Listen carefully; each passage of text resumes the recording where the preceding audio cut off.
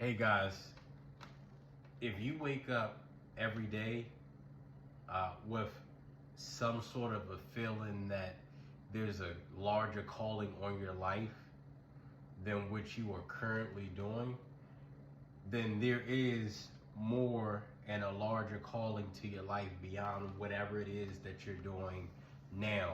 And so I want you to take it seriously. I'll give you an example. I had a dream a couple of months ago that I went viral on social media, and I talk about it often. But then I woke up, and then several months later, up till today, I went viral on a platform that I didn't really expect to go viral on, and that was LinkedIn. So I am over 40,000 impressions on LinkedIn, and it's just crazy because I literally prayed to God and I said, God, I'm not sure what it is that you're doing with my fitness journey, but please allow my testimony to be used to bring people closer to you, is what I prayed for. And then I had that dream, and then now I have over 40,000 likes on LinkedIn. And, I couldn't help but reflect today. And, as I reflected, I realized that being successful, however you view it, can be difficult, right? Like sometimes you know that you're called to do something bigger than what you're doing, greater than what you're doing now, but you don't know how you're going to achieve whatever that is.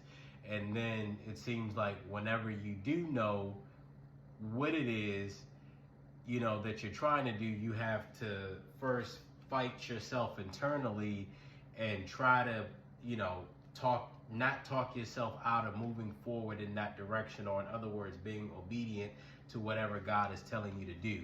And then it seems like once you do that, then you have to worry about, not allowing other people, whether it be good or bad, to try to dissuade you to move in a different direction. And, I think it's easier to be complacent in this world when you don't know what your purpose is. And when you don't know what your purpose is, you're all over the place.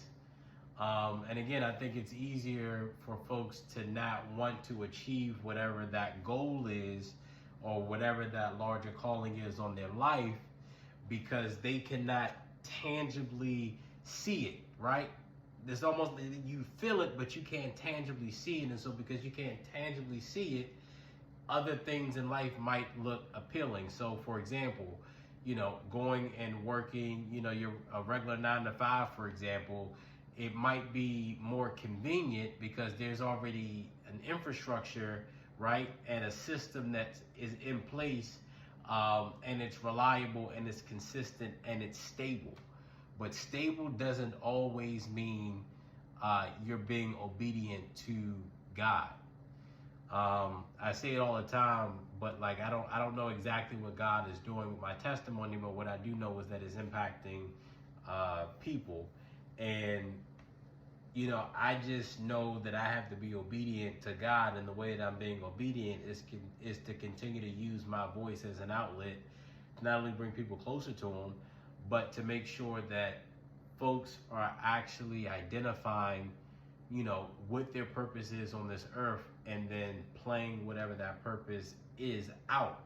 Because what we often forget, right, is that when you grow, your growth has the ability to impact other folks. When you don't fulfill your purpose in life, there is somebody, whether it's now or in the future, that could have benefited off of whatever gift it was that God gave you, but because you wanted to play things quote unquote safe and not explore or be patient enough to figure out what that purpose is, that person may not be able to achieve whatever their purpose is in life, because they didn't have a specific encounter with the gift that God has given you. And that's real. And so one thing that I like about the gym, right, is that I'll talk for myself, when I was heavier, when I was 198, 199 pounds, and I kept getting on the scale over and over again, I mentally could not see myself getting smaller. The only other time that I got small was when I went to basic training in AIT, but even still, I was skinny fat. I didn't have a lot of muscle, but I was doing a lot of cardio, so I was skinny fat.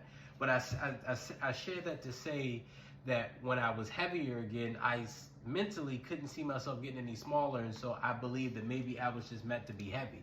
But it wasn't until like I made a decision when I was in Little Rock, Arkansas last August that I would take my fitness and health more seriously. Like that's when things really snapped for me. And I think this principle that I'm about to speak on can be applied to, anything that you're going through or trying to do in life. And so just bear with me. Okay, so when you're in the gym and you're super heavy, like you have an idea in your head, right, of what it is that you want to look like, your ideal body. But the conflict is you have the vision of what you would like to be, but you are currently physically not that person, right? And so like you have to internally fight yourself sometimes to want to get up, go to the gym or work out with the understanding that you're going to have to wait for delayed gratification in order for you to see the results that you want. So in any words, you're having faith you're having faith by knowing that if you are consistent with working out, with nutrition, that at some point, you might not know when, but at some point you'll get that ideal body that you dreamed about, right? Imagine if we took that same principle and applied it to other areas in our life.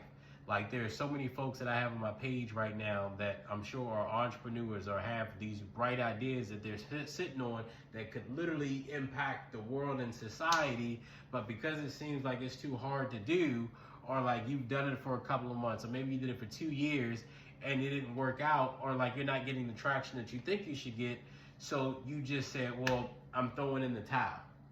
Imagine if you continue to be consistent. As long as you're being obedient, right? God's going to make a way for whatever your gift is. God's going to have your gift make room for you. You just have to stay consistent. And so like when I'm doing these videos, right? Sometimes I'm only getting 10 or maybe even 5 people to watch my videos. That's fine because at the end of the day, I'm being obedient to God. I refuse to leave this earth without fulfilling everything that God has asked me to do, because I know at some point what I'm saying is bigger than me. The way that I look now is bigger than me, and he's using my testimony in order to impact somebody else's life.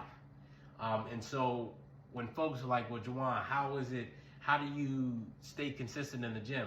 I stay consistent in the gym because I'm not solely focused on looking good. Looking good is simply a byproduct of working out, but my calling and my purpose is different. I'm not knocking anybody else, but everybody goes to the gym for whatever their reasons are. But when I'm in the gym, I'm able to get my reps in and stay consistent with the meals and nutrition because I know that God is using me going to the gym and working out, to basically help me in my mentality and my outlook on the world and very real issues that folks don't talk about, to uplift and encourage somebody else who might be going through similar things, because we all go through stuff. And so I just wanted to share that with you all tonight. I love you guys. I really do appreciate all the support that you continue to show me. As always, if I can be of any support, let me know, reach out. I love you guys, and I'll talk to you soon. Peace.